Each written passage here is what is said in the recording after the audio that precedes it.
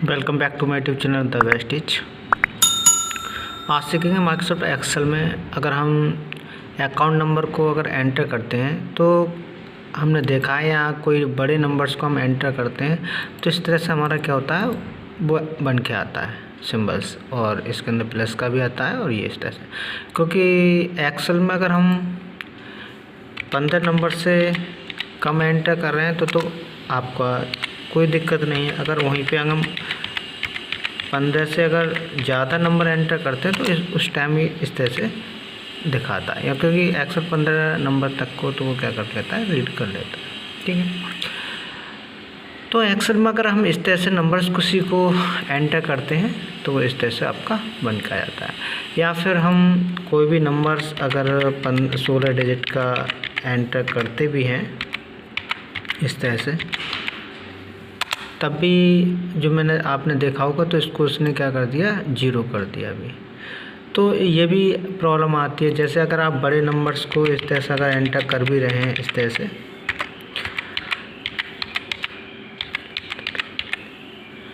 आपने तो 8 9 लिखा और एंटर करेंगे तो वो क्या कर देगा, उनको 0 कर देगा। तो भी ये भी दिक्कत है एक्सेल में। अगर हम बड़े नंबर्स को कन्वर्ट कर देते हैं तब भी हमारा क्या होता है, इस तरह से आ जाता है। ठीक है, तो अगर आपको ये नंबर्स को सही करना है तो आप इस तरह से, मैंने एक फॉर्मेट ये भी देखो आपको बना के दिखाया। आप यहाँ पे जो नंबर्स हैं वो इस तरह से अगर एंटर भी आप कर रहे हैं, आप इस तरह से नंबर एंटर कर रहे हैं तो 2 को 9 तक ले लो, लेकिन वो 0 नहीं करेगा। ठीक है, तो हम एक्सेल में इस तरह से डाटा को क्या कर सकते हैं, एंटर कर सकते हैं। मैं ये चीज़ सिखाने के लिए आपको मैं यहाँ पे मैंने इस चीज़ को मैंने सिलेक्ट किया, और सिलेक्ट करने के बाद मैंने थोड़ा इसको बढ़ा दिया। इसको आप देख सकते हैं यहाँ पे। अगर मैं यहाँ पे नंबर्स इस तरह से एंटर कर रहा हूँ 10 11 12 13 14 15 16 17 18 भी अगर एंटर कर रहा हूँ तो वो इस तरह से आ रहा है।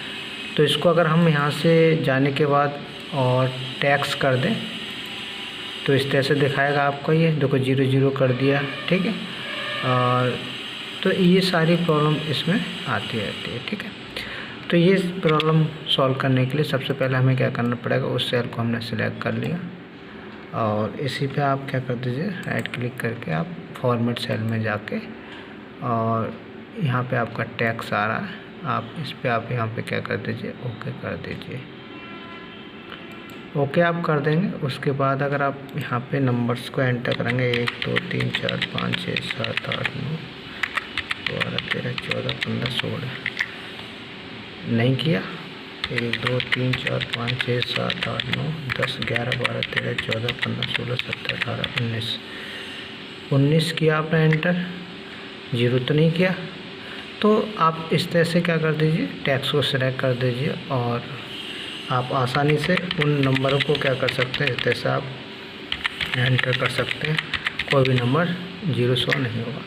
अब आपको दिख रहा हो यहाँ पे ये कुछ आ रही है, एरर्स आ रही हैं, तो आप इस एरर को हटा सकते हैं। आप यहाँ पे इसके पॉइंट पे जाके क्लिक कर दीजिए, सिलेक्ट करने के बाद उसके लिए, और इग्नोर कर दीजिए। वो सारी एरर वहाँ से हट जाएंगी, कोई भी एरर नहीं रहेगी। तो एक्सेल में हम इस तरह से क्या कर सकते हैं, जो बड़े नंबर्स होते हैं तो उनको आप आसानी से क्या कर सकते हो, एक्सेल में सॉल्व कर सकते हो जो हमारी प्रॉब्लम आती है। तो इस तरह से ये सॉल्व होगी प्रॉब्लम। तो एक्सेल में हम इस तरह से बड़े नंबर्स को क्या कर सकते हैं, आसानी से सही कर सकते हैं।